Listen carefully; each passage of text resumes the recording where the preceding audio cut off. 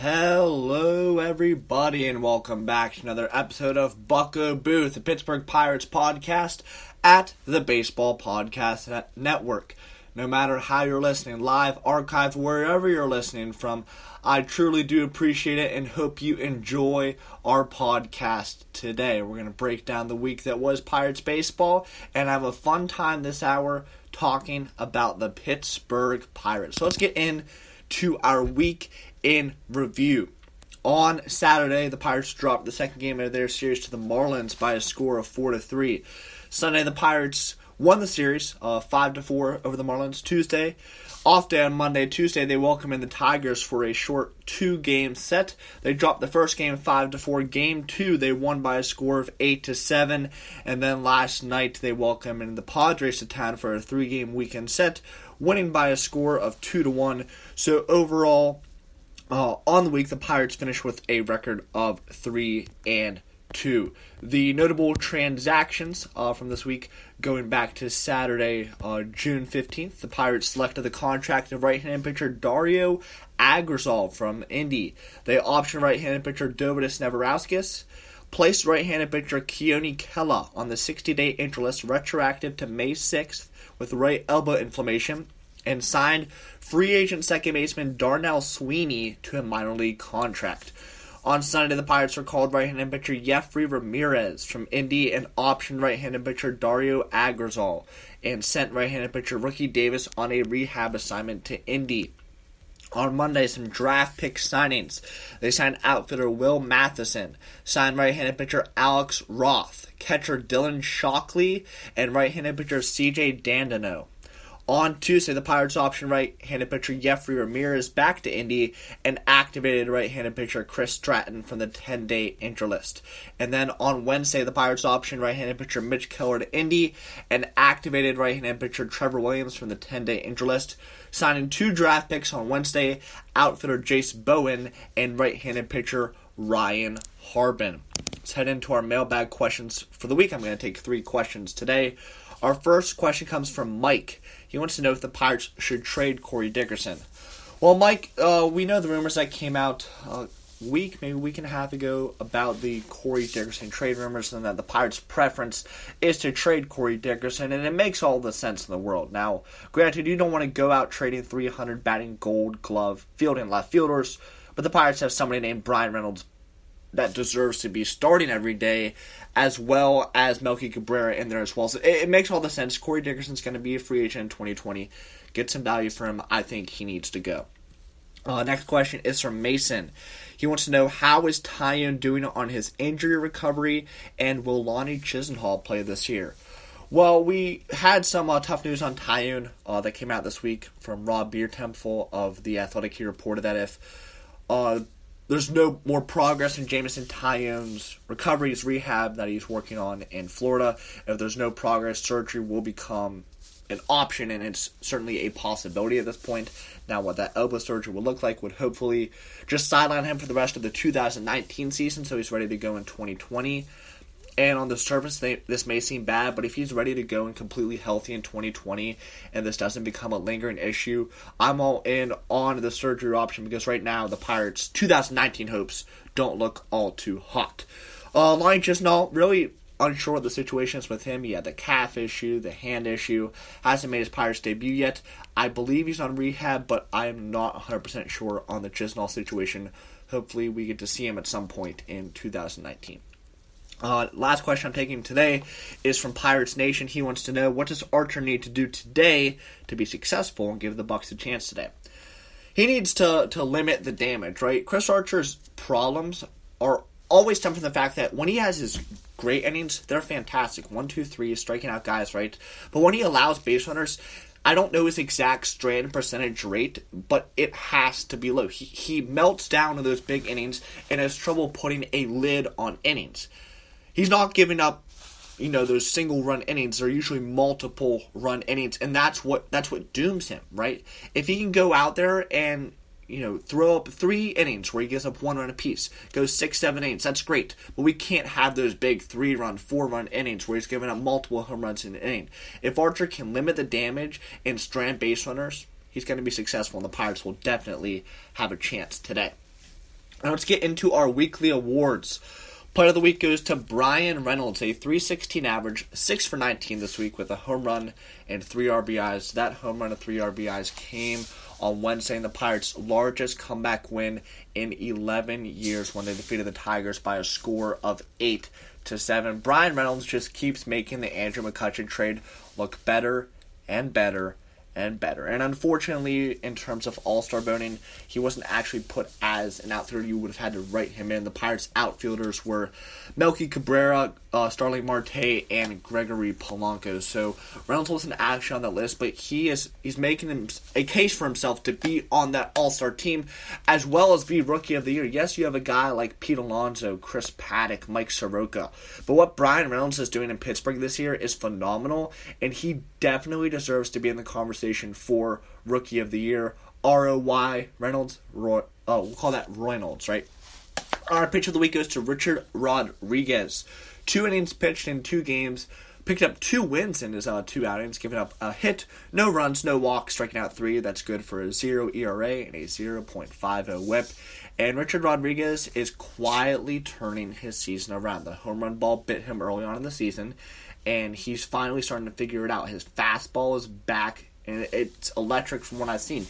He's getting the swings and misses on the high fastballs, which is what led to his success and really drove his success in 2018.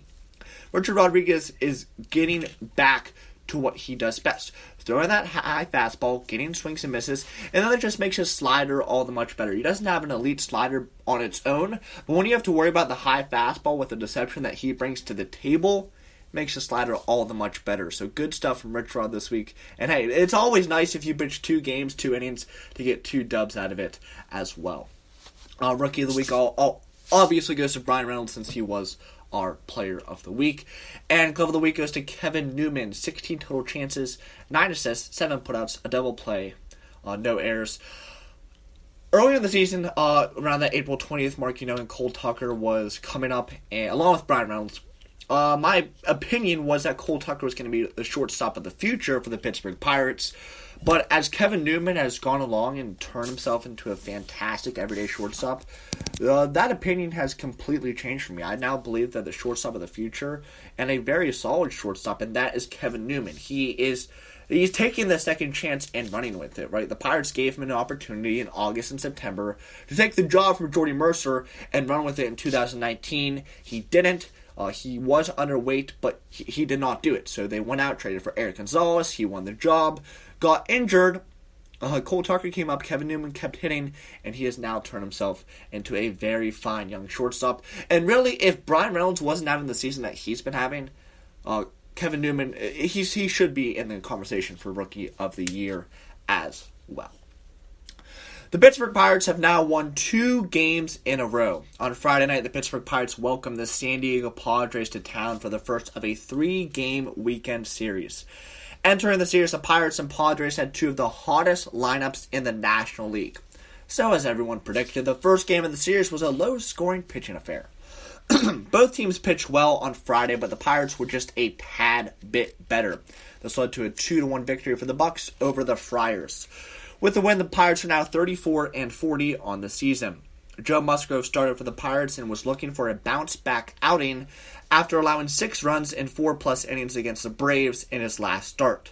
The Padres countered with lefty Eric Lauer. Both starting pitchers were on their game on Friday. Early on, it looked like the Pirates might find success against Lauer. Brian Reynolds singled with 1 out in the first inning and scored on a double by Starling Marte to give the Pirates a quick 1-0 lead. On the play, Marte tried to tag third base, but was retired on an excellent play by sensational rookie shortstop Fernando Tatis Jr. Tatis caught the relay throw, sprinted toward the bag, dove, and applied the tag to Marte as he was sliding on his belly. It was a worthwhile gamble by Marte to take, as it took an exceptional play from Tatis Jr. to retire him. Musgrove was locked in from the start on Friday. He struck out the first 4 batters he faced and started the game with 3 scoreless innings. In the 4th inning, he allowed a solo home run to Manny Machado. Following the home run, Musgrove would quickly settle back in. He retired 9 of the next 10 batters he faced and found himself at 93 pitches after 6 innings of 1-run ball. This season, neither the 7th nor facing a lineup a third time has been kind to Musgrove. Clint Hurdle made the gamble of rolling with Musgrove in the 7th inning, and the righty would reward his manager's confidence. Leading off the 7th inning, Franmil Reyes singled off of Musgrove. Big Joe would then put a foot down. He retired the next 3 batters, including a pair of strikeouts, to end the 7th inning. In 7 spectacular innings, Musgrove allowed just the lone run on 5 hits and no walks. He also struck out 8 Padre batters. Friday night's outing was a great bounce-back start from Musgrove after struggling last time out against the Braves. Hopefully, this start was Musgrove getting back on track after an up-and-down past month of starts. Entering the 7th inning, Lauer was also cruising along. However, his defense will let him down and help the Pirates take back the lead. With 1 out in the inning, Jung Ho Gong hit a ground ball to third base. First, Machado bobbled the ball. Then, his throw got past first base, allowing Gong to not only be safe, but also advance to second base.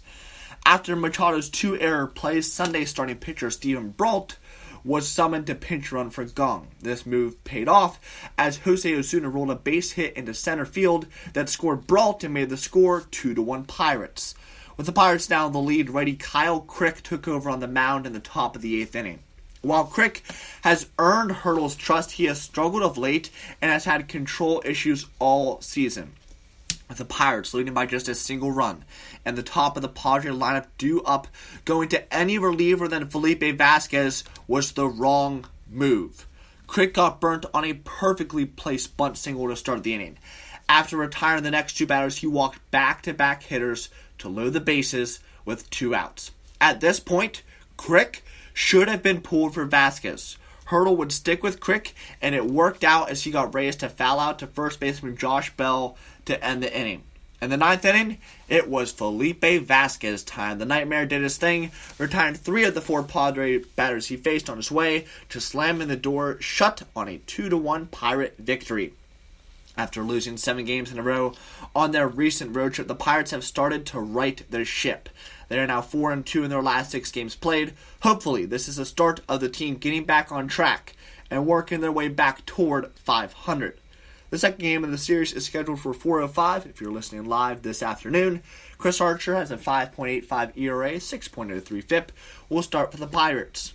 The Padres will counter with NL Rookie of the Year candidate Chris Paddock. Sits with a 3.15 ERA and a 3.73 FIP.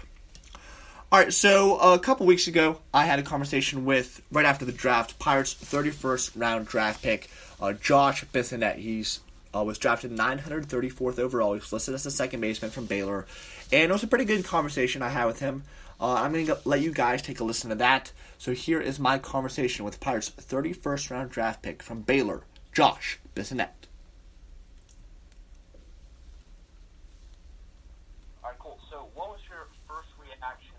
Drafted by the Pittsburgh Pirates?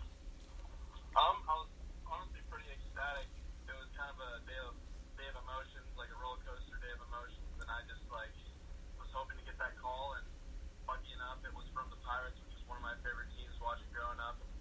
My dad, an absolute Pirates fan, he's been a Pirates fan since he was 12 years old. So just to see that happen was pretty cool. Awesome. How did you find out that you were drafted? Did you have your friends and family around you when you found out? Yeah, I was actually with a couple of my teammates. Some of them were leaving to go home for the summer or to go off and play pro ball. And actually, as I was hugging Shea Langoliers, our